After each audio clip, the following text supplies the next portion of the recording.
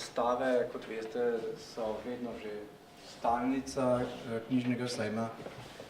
Spomnite se mogoče odmevne razstave o 50-letnici pralne značke v Sloveniji in potem smo to tradicijo nadaljevali, tako da tudi letos smo pripravili zanimivo razstavo o zgodovini stripa na Slovenskem. Namreč vemo, da ta oblika je nekako izginila iz naših šol, predvsem pri mladih, nekoliko ni več v ospredju, zato jo želimo obuditi na ta način, da pokažemo, kako je z nastajanjem stripa in pa seveda tudi bomo imeli pač razstavljene primerke prvih slovenskih stripov in pa seveda stripov, ki izhajajo tudi danes.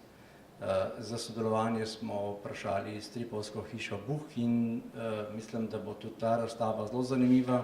Lahko pa povem, da pripravljamo, torej ideje za naslednje leto so pa, da se te razstave še obogatijo, morda tudi mednarodno, tako da mislim, da bo tudi vnaprej razstava en pomemben element knjižnega sejma na Slovenskem. Hvala.